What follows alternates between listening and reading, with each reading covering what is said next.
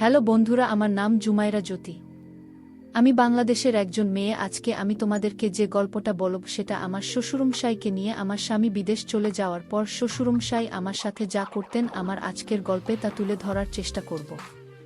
বন্ধুরা, আশা করি তোমরা আমার পুরো গল্পটি মনোযোগ সহকারে শুনবা, নিশ্চয়ই অনেক মজা পাবা। তাহলে চলো বন্ধুরা, আর কথা না বাড়িয়ে মূল গল্পে চলে যায়। বন্ধুরা, আমার জীবনটা ছিল আর 10টা সাধারণ মেয়ের মতোই। বাবা মায়ের আদরে বড় হয়েছি। সবাই বলতো আমার চেহারায় নাকি মায়া আছে, আর আমার হাসিটা নাকি মন ভালো করে দেয়। পড়াশোনা শেষ করার পরই নুমান বিল্লার সাথে আমার বিয়ে হয়। নুমান খুব ভালো মনের একজন মানুষ। বিয়ের পর ভালোবাসায় আর আদরে ভরিয়ে রেখেছিল আমাকে। আমাদের সংসারটা ছিল সুখের এক চিলতেনির। আমার শ্বশুর নাজিউল্লাহ সাহেব আর শাশুড়ি সাজিলা বেগম ও আমাকে নিজের মেয়ের মতোই ভালোবাসতেন। দেবর ইকরামুজ্জামান আর ননদ নরিফাও ছিল বন্ধুর মতো। সব মিলিয়ে একটা স্বপ্নের জীবন। বিয়ের ঠিক 2 বছরের মাথায় আমাদের ঘর আলো করে এলো আমার মেয়ে সোহানা। সোহানাকে পেয়ে আমাদের পরিবারে আনন্দের বন্যা বয়ে গেল। কিন্তু এই সুখ বেশিদিন স্থায়ী হল না। পরিবারের আর্থিক সচ্ছলতার কথা ভেবে নুমান বিদেশে যাওয়ার সিদ্ধান্ত নিল। মনটা খুব খারাপ হয়ে গিয়েছিল, কিন্তু আমি জানতাম আমাদের ভবিষ্যতের ভালোর জন্যই এই ত্যাগ স্বীকার করতে হবে।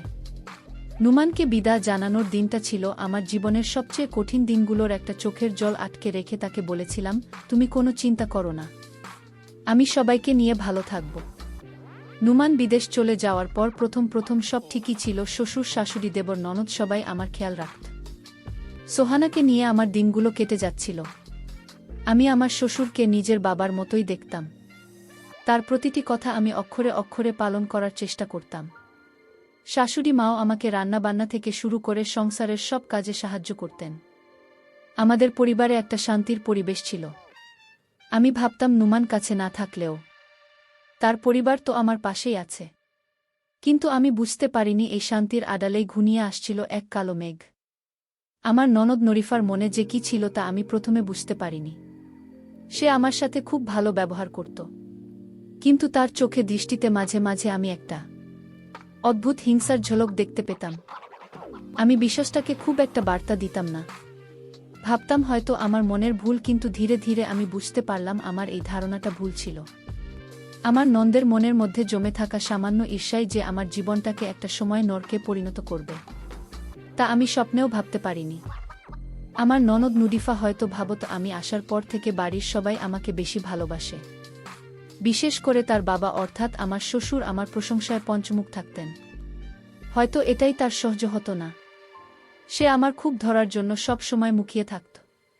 আমি কি করছি, কোথায় যাচ্ছি, কার সাথে কথা বলছি, সব বিষয়ে তার ছিল তীক্ষ্ণ নজর। আমি প্রথমে বিশ্বাসটা স্বাভাবিকভাবেই নিয়েছিলাম, কিন্তু দিন দিন তার নজরদারিটা আমার কাছে অস্বস্তিকর মনে হতে লাগল। সে আমার প্রতিটি কাজের ভুল ব্যাখ্যা করে আমার শ্বশুর শাশুড়ির কাছে বলতে শুরু করল। আমার স্বামী নোমানের সাথে যখন ভিডিও কলে কথা বলতাম, নুডিফা আশপাশেই ঘুরঘুর করত। আমি কি বলছি, নুমান কি বলছে, সব শোনার চেষ্টা করত। এরপর সে আমাদের কথার খণ্ডিত অংশকে ফুলিয়ে ফাঁপিয়ে আমার শাশুড়ির কাছে বলতো। শাশুড়ি মা প্রথমে বিশ্বাস না করলেও একই কথা বারবার শোনার পর তার মনেও সন্দেহের বীজ নানা বাঁধতে শুরু করল। আমার শ্বশুর নাজিউল্লাহ সাহেব ছিলেন খুব সহজ সরল মানুষ। তিনি তার মেয়েকে খুব বিশ্বাস করতেন। তাই নুডিফা যখন তার কাছে আমার নামে কিছু বলতো, তিনি সেটাই বিশ্বাস করতে শুরু করলেন। ধীরে ধীরে আমার শ্বশুরের আচরণেও আমি পরিবর্তন লক্ষ্য করলাম। তিনি আগের মতো আমার সাথে মন খুলে কথা বলতেন না। একটা দূরত্ব বজায় রেখে চলতেন। প্রায়ই আমাকে নানা বিষয়ে প্রশ্ন করতেন, যার মধ্যে একটা সন্দেহের সুর থাকত। আমি বুঝতে পারছিলাম কেউ একজন তার কান ভারী করছে, কিন্তু সেটা যে আমারই ননদ তা আমি পুরোপুরি নিশ্চিত হতে পারছিলাম না। আমার সরল মন কিছুতেই বিশ্বাস করতে চাইছিল না যে ননদ আমার সাথে বন্ধুর মতো মিশত সেই আমার এত বড় ক্ষতি করতে পারে। আমার জীবনে সে রহস্যময় আর কষ্টের অধ্যায়ের শুরুটা হয়েছিল। এভাবেই একটা সুখী পরিবারে কিভাবে সন্দেহের বিষ ছড়িয়ে পড়তে পারে তা আমি নিজের জীবন দিয়ে উপলব্ধি করতে শুরু করেছিলাম। আমি জানতাম না সামনে আমার জন্য কি ভয়ঙ্কর দিন অপেক্ষা করছে। আমি শুধু মনে মনে সৃষ্টিকর্তাকে ডাকতাম, আর আমার বিশ্বাস আর সততার উপর ভরসা রেখেছিলাম। আমি জানতাম সত্য একদিন প্রকাশ পাবেই, কিন্তু সেই দিনটা যে এত সহজে আসবে না তা আমার জানা ছিল না। পরিবারের মধ্যে আমার অবস্থানটা দিন দিন কেমন জন্য বদলে যাচ্ছিল। যে শ্বশুর আমাকে মেয়ের মতো দেখতেন তার চোখে আমি এখন সন্দেহের ছায়া দেখতে পেতাম। তিনি একদিন আমাকে ডেকে বললেন, বোমা, নুমান তো বাড়িতে নেই, তাই একটু সাবধানে চলাফেরা করবে, মানুষের মুখ তো আর বন্ধ করা যায় না। আমি তার কথার আসল অর্থ বুঝতে না পেরে বললাম, বাবা, আমি তো সবসময় সাবধানেই থাকি। কোনো সমস্যা হয়েছে কি? তিনি একটা দীর্ঘশ্বাস ফেলে বললেন, না কিছু না। তাও বললাম। তার এই কথাগুলো আমার মনের মধ্যে একটা কাঁটা আর মতো বিঁধে রইল। আমার ননদ নুডিফার ষড়যন্ত্রের জালটা ধীরে ধীরে আরও মজবুত হচ্ছিল। সে আমার প্রত্যেকটা পদক্ষেপকে ভুলভাবে ব্যাখ্যা করে আমার শ্বশুর শাশুড়ির সামনে তুলে ধরছিল। আমি যদি একটু সেজেগুজে থাকতাম, সে শাশুড়িকে গিয়ে বলতো, মা দেখেছ ভাইয়া বাড়িতে নেই, আর ভাবির সাজগোজ দেখো, কার জন্য এত সাজে গিয়ে জানি। আমি যদি ফোনে আমার কোনো বন্ধুর সাথে হাসাহাসি করে কথা বলতাম, সে আমার শ্বশুরকে গিয়ে বলতো, বাবা, বৌমা তো সারাদিন ফোনে কার সাথে যেন হাসাহাসি করে কথা বলে, আমাদের তো কিছুই বুঝতে দেয় না। এইসব কথা শুনে আমার শাশুড়িও কেমন যেন হয়ে গেলেন। তিনি এখন কথায় কথায় আমাকে খোঁটা দিতে শুরু করলেন। একদিন রান্না করতে গিয়ে তরকারিতে একটু লবণ বেশি হয়ে গিয়েছিল। শাশুড়ি মা সবার সামনে আমাকে উদ্দেশ্য করে বললেন, যার মন ঠিক থাকে না তার রান্না বান্নাও ঠিক হয় না। আমি তার এই কথায় খুব কষ্ট পেলাম, কিন্তু মুখ ফুটে কিছুই বলতে পারলাম না। শুধু নীরবে চোখের জল ফেললাম। আমার মেয়ে সোহানা হয়তো আমার কষ্টটা বুঝতে পারত, তাই সে আমার আঁচল ধরে চুপচাপ বসে থাকত। আমার দেবর একরামুজ্জামান ও নুডিফার কথায় প্রভাবিত হতে শুরু করল। সে আগে আমার সাথে বন্ধুর মতো কথা বলত, এখন সে আমাকে এড়িয়ে চলে। বাড়িতে একটা গুমোট পরিবেশ তৈরি হলো, সবাই আমার সাথে কথা বলে, কিন্তু সেই কথায় আগের মতো আন্তরিকতা নেই। সবার চোখে মুখে একটা অদৃশ্য সন্দেহের দেয়াল। আমি একা হয়ে যাচ্ছিলাম। আমার স্বামী নুমানের সাথে যখন কথা বলতাম, তখনও আমি স্বাভাবিক থাকার চেষ্টা করতাম। আমি চাইতাম না আমাদের ভেতরের এই সমস্যার কথা সে জানতে পেরে কষ্ট পাক। কিন্তু আমার এই চেষ্টাও ব্যর্থ হলো। নুরিফার আমার শাশুড়ি মিলে নুমানকেও আমার বিরুদ্ধে বলতে শুরু করল। তারা তাকে বোঝানোর চেষ্টা করল যে আমি তার অনুপস্থিতির সুযোগ নিয়ে উচ্ছৃঙ্খল জীবন যাপন করছি।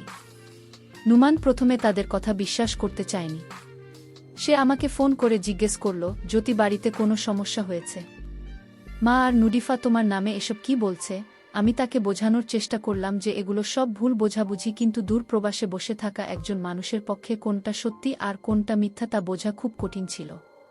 নুমানের মনেও ধীরে ধীরে সন্দেহের বীজ দানা বাঁধতে শুরু করল।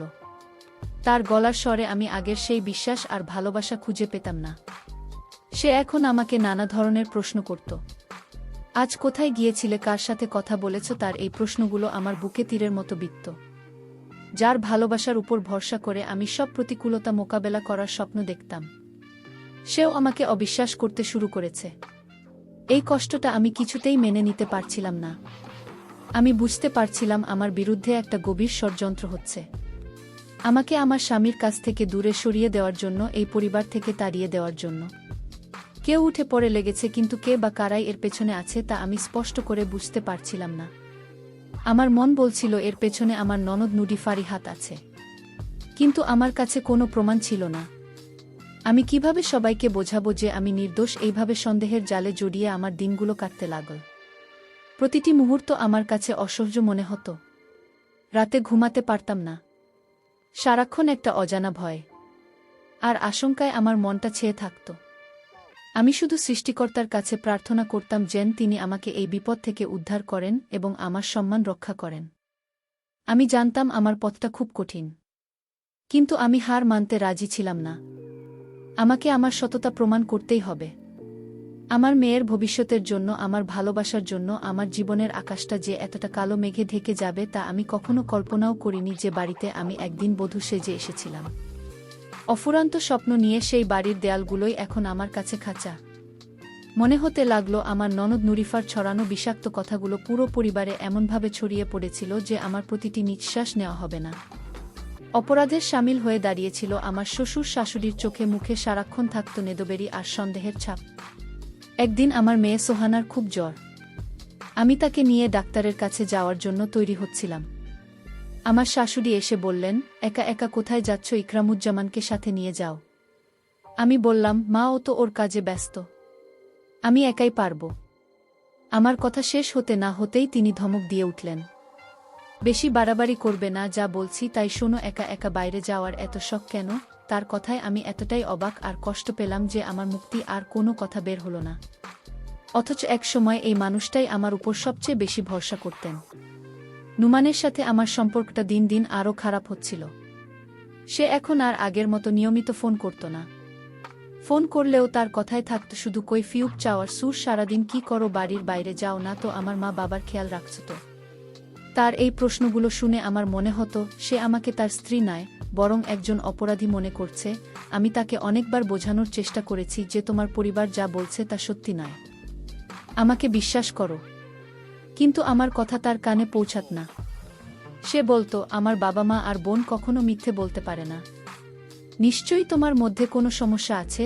আমার ননদ নুডিফা এই সুযোগে আগুনের মধ্যে ঘি ঢালছিল। সে নোমানকে ফোন করে কান্নাকাটি করে বলতো, ভাইজা তুমি চলে যাওয়ার পর থেকে ভাবি আমাদের সাথে খুব খারাপ ব্যবহার করছে। বাবা মাকে একদমই দেখে না, সারাক্ষণ নিজের মতো থাকে। আমরা কিছু বললেই ঝগড়া করে। এইসব ডাহা মিথ্যে কথাগুলো নুমান বিশ্বাস করতে শুরু করল। কারণ তার পরিবারের সবাই একই সুরে কথা বলছিল। আর আমি ছিলাম একা, আমার পক্ষে কথা বলার মতো কেউ ছিল না। আমার শ্বশুর নাজিউল্লাহ সাহেবও এখন আমার সাথে সরাসরি কথা বলা প্রায় বন্ধ করে দিয়েছেন। তিনি আমাকে দেখলেই মুখ ঘুরিয়ে নিতেন। তার এই আচরণটা আমার বুকে ছুরির মতো আঘাত করত। যে মানুষটাকে আমি বাবার আসনে বসিয়েছিলাম তার চোখে আমার জন্য এই অবহেলা আমি সহ্য করতে পারতাম না। আমি বুঝতে পারছিলাম যে তারা সবাই মিলে আমাকে এই বাড়ি থেকে তাড়িয়ে দেওয়ার একটা পায় তারা করছে। কিন্তু কেন, আমি তাদের কি ক্ষতি করেছি? এই প্রশ্নগুলো আমার মনের মধ্যে সারাক্ষণ ঘুরপাক খেত। আমি আমার বাবার বাড়ি থেকেও কোনো সাহায্য চাইতে পারছিলাম না, কারণ আমি চাইতাম না যে আমার জন্য আমার বাবা মা চিন্তা করুক। আমি তাদের বুঝিয়েছিলাম যে আমি খুব ভালো আছি। তাই আমার এই অসহায়ত্বের কথা, আমার এই একাকিত্বের কথা বলার মতো কোনো জায়গা ছিল না। আমি একা একা ঘরে দরজা বন্ধ করে কাঁদতাম। আমার মেয়ে সোহানা আমার মুখের দিকে তাকিয়ে থাকত। হয়তো সেও তার ছোট্ট মন দিয়ে বোঝার চেষ্টা করত যে তার মায়ের মনে অনেক কষ্ট। একদিন আমি রান্নাঘরে কাজ করছিলাম। আমার শাশুড়ি আর ননদ পাশের ঘরে বসে আমার সম্পর্কেই কথা বলছিল। আমার ননদ বলছিল, মা ভাইয়াকে বলো ও জেন ভাবিকে ডিভোর্স দিয়ে দেয়, এই মেয়েটা আমাদের পরিবারে থাকার যোগ্য না। শাশুড়ি বললেন, আমি তো সেটাই ভাবছি, কিন্তু তোর বাবা তো এখনো কিছু বলছে না। তাদের এই কথাগুলো শুনে আমার পায়ের তলার মাটি যেন সরে গেল। আমি ভাবতে পারছিলাম না তারা আমার এতটা ক্ষতি চাইতে পারে। আমি সেদিনই সিদ্ধান্ত নিলাম আমাকে এই ষড়যন্ত্রের মোকাবিলা করতে হবে। আমি এভাবে নীরবে সব অন্যায় সহ্য করতে পারি না। আমাকে আমার স্বামীর বিশ্বাস ফিরে পেতেই হবে। আমাকে প্রমাণ করতে হবে যে আমি নির্দোষ। কিন্তু কিভাবে? আমার হাতে তো কোনো প্রমাণ নেই। আমার বিরুদ্ধে পুরো পরিবার। এই অসম লড়াইয়ে আমি কি জিততে পারব? আমার মনটা ভয়ে আর আশঙ্কায় কেঁপে উঠছিল। কিন্তু আমার মেয়ের মুখের দিকে তাকিয়ে আমি আবার মনের মধ্যে সাহস খুঁজে পেলাম। আমাকে পারতেই হবে। এই অন্যায়ের বিরুদ্ধে আমাকে রুখে দাঁড়াতেই হবে। একদিন বিকেলে আমি সোহানার জন্য কিছু শীতের কাপড় কিনতে মার্কেটে গিয়েছিলাম। মার্কেট থেকে ফিরতে আমার একটু সন্দেহ হয়ে গেল। আমি বাড়িতে ঢোকার সাথে সাথেই আমার শ্বশুর নাজিউল্লাহ সাহেব আমাকে বসার ঘরে ডাকলেন। তার মুখটা ছিল থমথমে, চোখ দুইটা ছিল রাগে লাল। আমি কিছুটা ভয় পেয়ে গেলাম। আমি তার সামনে গিয়ে দাঁড়াতেই তিনি গম্ভীর গলায় বললেন, বোমা এতক্ষণ কোথায় ছিলে? আমি স্বাভাবিকভাবেই উত্তর দিলাম, বাবা, সোহানার জন্য কিছু কাপড় কিনতে মার্কেটে গিয়েছিলাম। আমার কথা শুনে যেন তিনি আরও রেগে গেলেন। তিনি চেয়ার থেকে উঠে দাঁড়িয়ে আমার দিকে আঙুল তুলে বললেন, মার্কেটে গিয়েছিলে না? অন্য কোথাও? আমাদের কি এতই বোকা পেয়েছ? তোমার সব কীর্তি আমরা জানি। আমি তার কথায় আকাশ থেকে পড়লাম। হতভাগ্য বললাম, বাবা, আপনি এসব কি বলছেন? আমি কোথায় যাব? আমি তো শুধু মার্কেটে। আমাকে কথা শেষ করতে না দিয়েই তিনি চিৎকার করে উঠলেন, চুপ করো, একদম মিথ্যা কথা বলবে না। তোমার মতো মেয়ের জন্য আমাদের মান সম্মান সব ধুলো মিশে যাচ্ছে। আমার ছেলেটা বিদেশে খেটে মরছে আর তুমি এখানে রং তামাশা করে বেড়াচ্ছ। শ্বশুরের মুখ থেকে এই ধরনের কথা শুনে আমার মাথাটা ঘুরতে লাগল। আমার মনে হচ্ছিল আমি হয়তো জ্ঞান হারিয়ে ফেলব। আমার চোখ দিয়ে ঝরঝর করে পানি পড়তে লাগল। আমি কান্না জড়িত গলায় বললাম, বাবা, আমাকে বিশ্বাস করুন, আমি কোনো অন্যায় করিনি। আপনারা কেন আমাকে ভুল বুঝছেন? আমার কান্নায় তার মন একটুও গলল না। তিনি আগের মতোই কঠোর গলায় বললেন, তোমার এই চোখের জল দেখি আর কোনো লাভ হবে না। এখনো সময় আছে। নিজেকে শুধরে নাও, না হলে তোমার কপালে অনেক দুঃখ আছে। আমার শাশুড়ি, দেবর, ননদ সবাই সেখানে উপস্থিত ছিল। তারা সবাই এমনভাবে আমার দিকে তাকিয়েছিল যেন আমি সত্যিই কোনো বড় অপরাধ করে ফেলেছি। আমার ননদ নুডিফার মুখে ছিল একটা ক্রূর হাসির ঝলক। আমি বুঝতে পারলাম এই নাটকের মূল কারিগর সেই আমার শ্বশুরের কানে বিষ ঠেলেছে। কিন্তু আমি তখন এতটাই অসহায় ছিলাম যে প্রতিবাদ করার মতো ভাষাও খুঁজে পাচ্ছিলাম না। আমার মনে হচ্ছিল এই পৃথিবীতে আমার চেয়ে দুঃখী আর কেউ নেই। আমি কাঁদতে কাঁদতে নিজের ঘরে চলে এলাম। সোহান আমাকে কাঁদতে দেখে ভয় পেয়ে গেল। সে আমার গলা জড়িয়ে ধরে বলল, মা তুমি কাঁদছ কেন? দাদু তোমাকে বকেছে? আমি আমার মেয়েকে বুকে জড়িয়ে ধরে কান্নায় ভেঙে পড়লাম। আমি তাকে কি উত্তর দেব, কিভাবে বোঝাব যে তার মা কোনো অন্যায় না করেও আজ সবার চোখে অপরাধী? আমার স্বামী নোমানকে ফোন করার মতো সাহসও আমার ছিল না। আমি জানতাম এই ঘটনাটা তার কানে পৌঁছালে সে আমাকেই দোষারোপ করবে। সেই রাতটা ছিল আমার জীবনের সবচেয়ে অন্ধকার রাত। আমার মনে হচ্ছিল আমার চারপাশের সব দরজা বন্ধ হয়ে গেছে। একদিকে শ্বশুরবাড়ি সবার অকথ্য মানসিক অত্যাচার, অন্যদিকে স্বামীর অবিশ্বাস। এই দুইটা চাপ আমি আর সহ্য করতে পারছিলাম না। আমার মনে হচ্ছিল এই সংসার ছেড়ে অনেক দূরে কোথাও চলে যায়। কিন্তু পরক্ষণেই আমার মেয়ের মায়াবী মুখটার কথা মনে পড়ল। আমি যদি চলে যাই তাহলে আমার এই মাসুম বাচ্চাটার কি হবে? তাকে আমি এই ষড়যন্ত্রকারীদের হাতে একা ফেলে রেখে যেতে পারি না।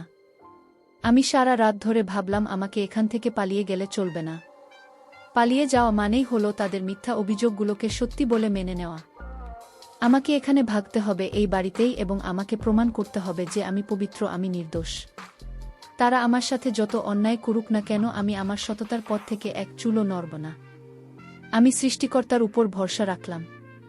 আমি জানতাম তিনি নিশ্চয়ই আমার প্রতি এত বড় অবিচার হতে দেবেন না।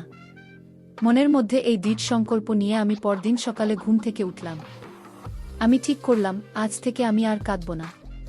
আমি আমার স্বাভাবিক কাজগুলো করে যাব। তাদের অবহেলা, তাদের অপমান আমি নীরবে সহ্য করব। কিন্তু আমি আমার আত্মসম্মানকে বিসর্জন দেব না। আমি আমার আচরণের মাধ্যমে, আমার কাজের মাধ্যমে তাদের দেখিয়ে দেব যে তারা একজন নিরপরাধ মানুষকে কতটা কষ্ট দিচ্ছে। আমার এই নীরব প্রতিবাদী হবে আমার সবচেয়ে বড় অস্ত্র। এরপর থেকে আমার জীবনটা একটা ভিন্ন খাতে বইতে শুরু করল। আমি আমার শ্বশুর বাড়ির সবার সাথে প্রয়োজন ছাড়া কথা বলা প্রায় বন্ধ করে দিলাম। তাদের অপমান আর অবহেলাকে আমি আমার দৈনন্দিন জীবনের একটা অংশ হিসেবেই মেনে নিয়েছিলাম। কিন্তু আমার মনটাকে আমি শক্ত রেখেছিলাম। আমি সারাদিন আমার মেয়ে সোহানাকে নিয়ে থাকতাম। তাকে পড়াতাম, তার সাথে খেলতাম। আর বাকি সময়টা আমি সংসারের কাজে নিজেকে ব্যস্ত রাখতাম। আমি তাদের কোনো সুযোগই দিতে চাইতাম না যা দিয়ে তারা আমার বিরুদ্ধে নতুন কোনো অভিযোগ আনতে পারে। কিন্তু ষড়যন্ত্রকারীদের মন্ত্র তাতে শান্ত হয় না। আমার এই নীরবতাকেও তারা ভুলভাবে ব্যাখ্যা করতে শুরু করল। আমার ননদ নুরিফা আমার শাশুড়িকে বলল, মা দেখেছ ভাবির কত দেমাগ, আমাদের সাথে কথাই বলে না, নিশ্চয়ই কোনো বড় পরিকল্পনা করছে। শাশুড়ি মা ও তার কথায় সায় দিয়ে বললেন, ঠিকই বলেছিস। এই মেয়ের পেটে পেটে এত শয়তানি তা আমি আগে বুঝতেই পারিনি। তাদের এই ধরনের কথাবার্তা এখন আমার কানে এলেও আমি আর আগের মতো কষ্ট পেতাম না। আমার মনটা যেন পাথর হয়ে গিয়েছিল। একদিন আমি আমার ঘরে বসে একটা বই পড়ছিলাম। হঠাৎ আমার ননদ আর দেবরের কথোপকথন আমার কানে এল। তারা পাশের ঘরে বসে কথা বলছিল। আমার দেবর ইকরামুজ্জামান বলছিল, আপা আমরা কি কাজটা ঠিক করছি? ভাবি তো খুব ভালো মানুষ, আমাদের জন্য এত কিছু করে। আর আমরা তার সাথেই। তার কথা শেষ না হতেই আমার ননদ ধমক দিয়ে বলল, চুপ কর, তুই বেশি বুঝিস। এই মেয়েকে বাড়ি থেকে তাড়াতে না পারলে আমাদের কারোরই শান্তি নেই। আর ভাইয়ার সব সম্পত্তি তো ওই নিয়ে নেবে। তাদের কথা শুনে আমি স্তম্ভিত হয়ে গেলাম। তাহলে আসল কারণ এই সম্পত্তি? তারা ভাবছে আমি নুমানের সব সম্পত্তি দখল করে নেব, আর তাই তারা আমাকে তাড়ানোর জন্য এত কিছু করছে। আমার কাছে বিষয়টা পরিষ্কার হয়ে গেল। এতদিন আমি ভাবতাম হয়তো কোনো ভুল বোঝাবুঝির কারণে তারা আমার সাথে এমন করছে, কিন্তু এখন আমি বুঝতে পারলাম এটা কোনো ভুল বোঝাবুঝি নয়। এটা একটা পরিকল্পিত ষড়যন্ত্র। আমার প্রতি তাদের এই আক্রোশের পেছনে লুকিয়ে আছে লোভ। ঠিক সামান্য সম্পত্তির জন্য মানুষ এতটা নিচু নামতে পারে? তারা একবারও আমার মেয়েটার কথা ভাবল না। তারা একবারও তাদের ভাইয়ের সংসারের কথা ভাবল না। আমার খুব কষ্ট হচ্ছিল, কিন্তু সাথে সাথে আমার মনের মধ্যেও একটা জেদ চেপে বসল। আমি কিছুতেই এই লোভী মানুষগুলোর কাছে হার মানব না। আমি আমার এবং আমার মেয়ের অধিকারের জন্য শেষ পর্যন্ত লড়ে যাব। আমি মনে মনে একটা পরিকল্পনা করলাম। আমাকে এই ষড়যন্ত্রের প্রমাণ জোগাড় করতে হবে। আমাকে নুমানকে জানাতে হবে যে তার প্রিয় ভাই বোন আর বাবা মা তার অগোচরে তার সংসারটা ভেঙে দেওয়ার জন্য কি ভয়ঙ্কর খেলা খেলছে। কিন্তু কাজটা খুব সহজ ছিল না। তারা সবাই খুব চালাক ছিল। আমার সামনে তারা এমনভাবে থাকত যেন কিছুই হয়নি, কিন্তু আড়ালে তারা ঠিকই আমার বিরুদ্ধে ষড়যন্ত্রের জাল বুনত। আমি সুযোগের অপেক্ষায় থাকলাম। আমি তাদের ফোন কল, তাদের কথাবার্তা খুব মনোযোগ দিয়ে শোনার চেষ্টা করতাম। আমি চাইতাম এমন একটা প্রমাণ আমার হাতে আসুক যা দিয়ে আমি নোমানের সামনে তাদের মুখোশটা খুলে দিতে পারি। কিন্তু তারা আমার সামনে খুব সতর্ক থাকত। আমি বুঝতে পারছিলাম একা একা এই লড়াইটা জেতা আমার জন্য খুব কঠিন হবে। আমার একমাত্র ভরসা ছিল সৃষ্টিকর্তা। আমি প্রতিদিন নামাজ পড়ে তার কাছে কান্নাকাটি করতাম। আমি বলতাম, হে আল্লাহ, তুমি তো সব দেখছো, তুমি তো জানো আমি নির্দোষ, তুমি আমাকে একটা পথ দেখাও, তুমি এই অন্যায়ের বিচার করো। আমি বিশ্বাস করতাম সৃষ্টিকর্তা কখনো একজন নিরপরাধের প্রার্থনা ফিরিয়ে দেন না। তিনি নিশ্চয়ই এমন কিছু করবেন যাতে সত্যটা সবার সামনে প্রকাশ পায়। আমার এই বিশ্বাসই আমাকে সে কঠিন সময়ে বেঁচে থাকার শক্তি জুগিয়েছিল। আমি দিনের পর দিন অপেক্ষা করতে লাগলাম একটা অলৌকিক ঘটনার জন্য। আমি জানতাম সত্যের জয় হবেই, হয়তো একটু দেরি হবে, কিন্তু ষড়যন্ত্রের এই কালো মেঘ একদিন কেটে যাবেই এবং আমার জীবনে আবার নতুন করে সূর্য উঠবে। আমার এই ধৈর্য আর বিশ্বাসই ছিল আমার সবচেয়ে বড় শক্তি। আমার ধৈর্যের বাঁধটা ধীরে ধীরে ভাঙতে শুরু করেছিল। প্রতিদিন একই ধরনের মানসিক অত্যাচার সহ্য করাটা ছিল অসহনীয়। নুমানের সাথে আমার যোগাযোগ প্রায় বিচ্ছিন্ন হয়ে গিয়েছিল। সে ফোন করলে শুধু কাজের কথা বলতো, আর নয়তো তার পরিবারের পাঠানো মিথ্যা অভিযোগের ভিত্তিতে আমাকে জেরা করত। আমাদের মধ্যে ভালোবাসার যে সেতুটা ছিল সেটা যেন পুরোপুরি ভেঙে গিয়েছিল। আমি যখনই তাকে বোঝানোর চেষ্টা করতাম সে বলতো, তুমি আগে নিজেকে বদলাও, তারপর আমার সাথে কথা বলবে। আমার ননদ নুডিফা আর শাশুড়ি এখন আমাকে তাড়ানোর জন্য নতুন নতুন ফোন দিয়ে আসতে শুরু করল। তারা বাড়িতে ইচ্ছে করে এমন সব পরিস্থিতি তৈরি করত যাতে দোষটা আমার ঘাড়ে এসে পড়ে। একদিন শাশুড়ি মা তার একটা সোনার হার খুঁজে পাচ্ছিলেন না। তিনি সাথে সাথে পুরো বাড়ি শুদ্ধ মাথায় তুললেন এবং সরাসরি আমাকে চোর বলে অপবাদ দিলেন। তিনি চিৎকার করে বলতে লাগলেন, এই অলক্ষণে মেয়েটাই আমার হাত চুরি করেছে, ও আমাদের সবাইকে পথে বসিয়ে ছাড়বে। আমি জঘন্য অপবাদ শুনে আর স্থির থাকতে পারলাম না। আমি কান্নায় ভেঙে পড়ে বললাম, মা, আপনি এটা কি বলছেন? আমি আপনার হার চুরি করতে যাব কেন? আমি আপনাদের সম্মানকে কখনো ছোট করিনি। কিন্তু আমার কথায় কেউ কান দিল না। আমার ননদ বলল, চোর কি কখনো নিজের মুখে বলে যে আমি চুরি করেছি? ঘর তল্লাশি করলেই পাওয়া যাবে। তাদের এই আচরণে আমি এতটাই অপমানিত আর মর্মাহত হলাম যে আমার মনে হচ্ছিল এই মুহূর্তে যদি আমার মরণ হতো তাহলে হয়তো আমি শান্তি পেতাম। তারা আমার ঘর তল্লাশি করল, আমার আলমারি, আমার ব্যাগ সবকিছু তছনছ করল, কিন্তু স্বাভাবিকভাবেই তারা কিছুই পেল না। কারণ হারটা আমার শাশুড়ি নিজেই তার অন্য একটা বাক্সে রেখে ভুলে গিয়েছিলেন। পরে যখন হারটা পাওয়া গেল তখন তারা কেউ আমার কাছে একবারের জন্য দুঃখ প্রকাশও করল না, বরং তারা এমন ভাব করতে লাগল যেন আমি ভয়ে হারটা বের করে অন্য কোথাও রেখে দিয়েছি। এই ঘটনাটার পর আমি মানসিকভাবে পুরোপুরি ভেঙে পড়লাম। আমি সিদ্ধান্ত নিলাম আমি আর এই নরকে থাকব না। আমি আমার মেয়েকে নিয়েই বাড়ি থেকে চলে যাব। আমি আমার স্বামীকে ফোন করে বললাম, আমি আর এখানে এক মুহূর্ত থাকতে চাই না। আমার পরিবার আমাকে চোরের অপবাদ দিয়েছে। আমি আমার মেয়েকে নিয়ে চলে যাচ্ছি। নুমান আমার কথা শুনে একটু বিচলিত হলো না। উল্টো সে আমাকে বলল, কোথায় যাবে তুমি? আমার বাড়িতেই তোমাকে থাকতে হবে। আর আমার মা যখন বলেছে তখন নিশ্চয়ই তুমি কিছু একটা করেছ।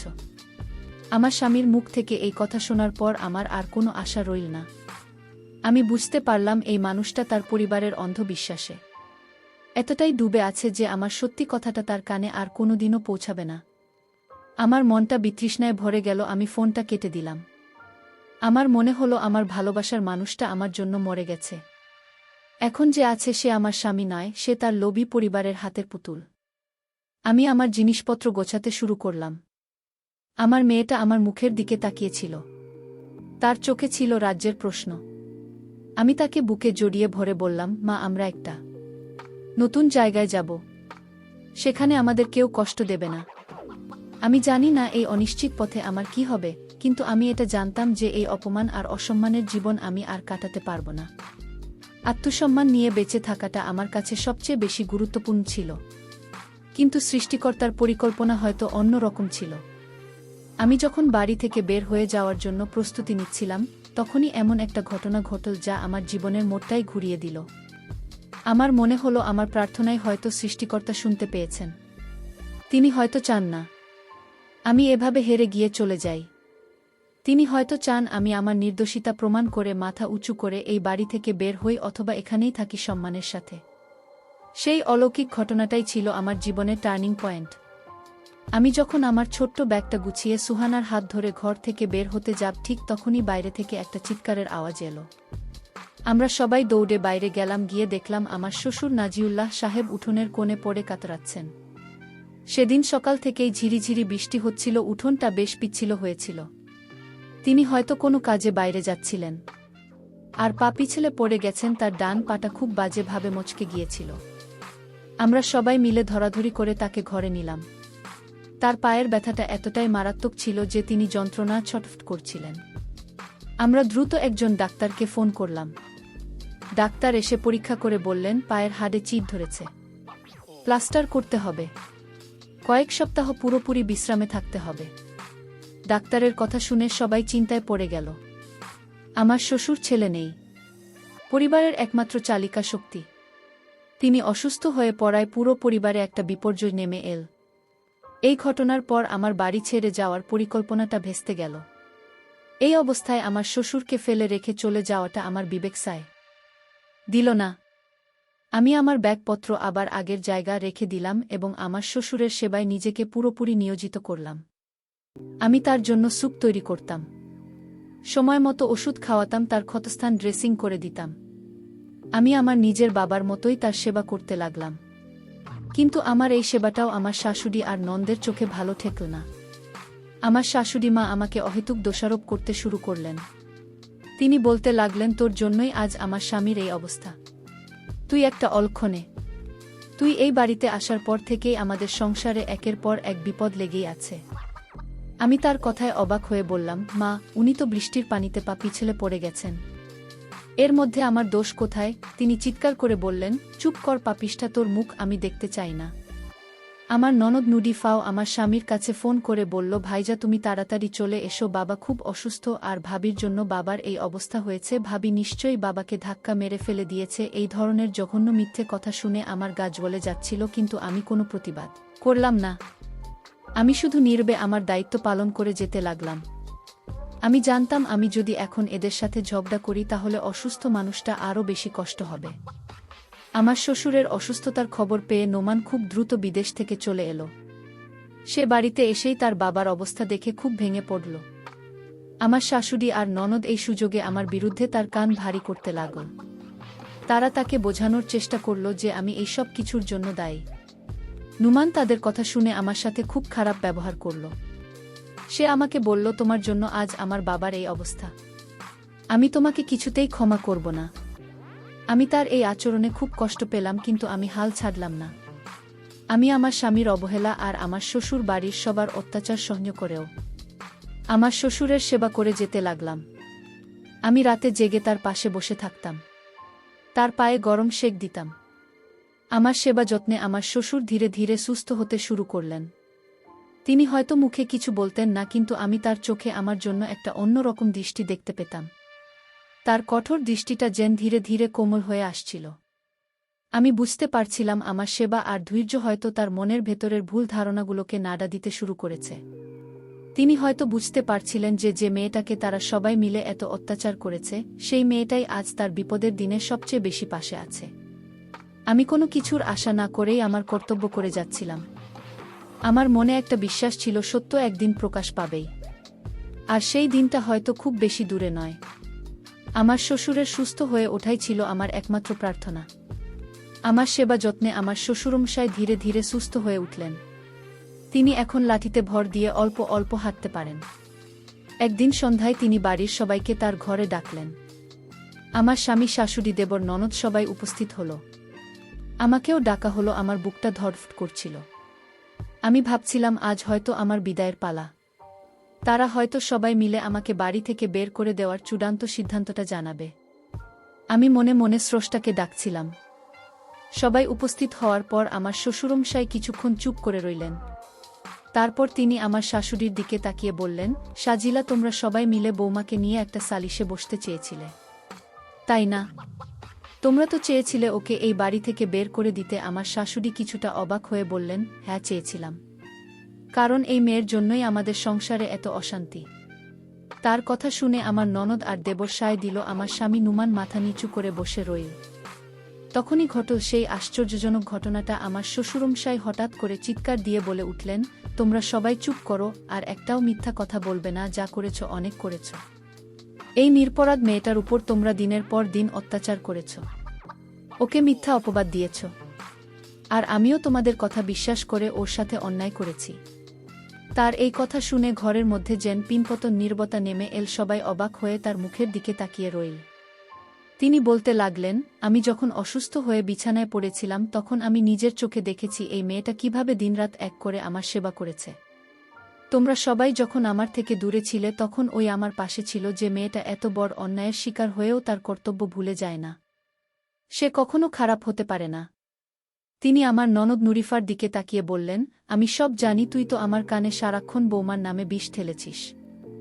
সামান্য সম্পত্তি লোভে তুই তোর ভাইয়ের সংসারটা ভাঙতে চেয়েছিলি।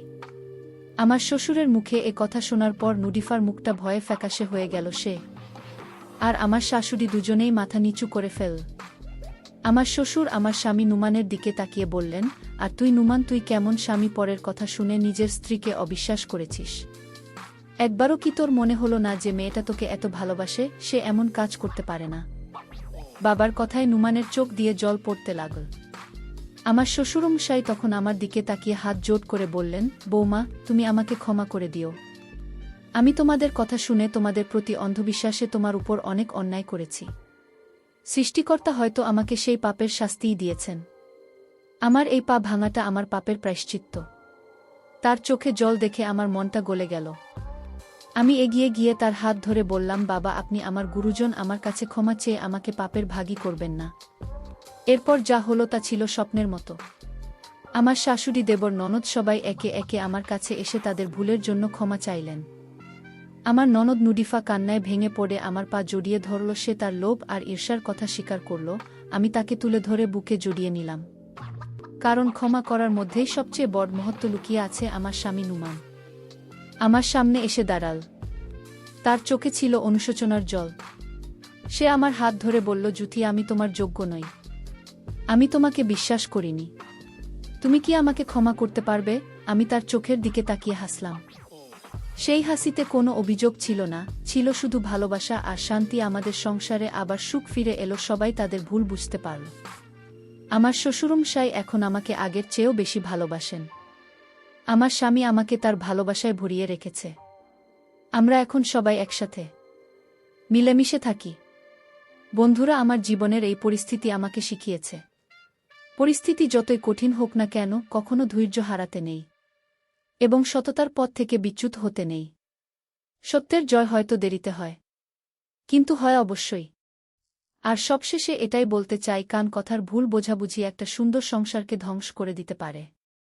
তাই কোনো কিছু বিশ্বাস করার আগে তার সত্যতা যাচাই করে নেওয়া উচিত। বন্ধুরা, আমার গল্পটি যদি তোমাদের ভালো লাগে তাহলে লাইক, শেয়ার এবং সাবস্ক্রাইব করে আমাকে সাপোর্ট করবা।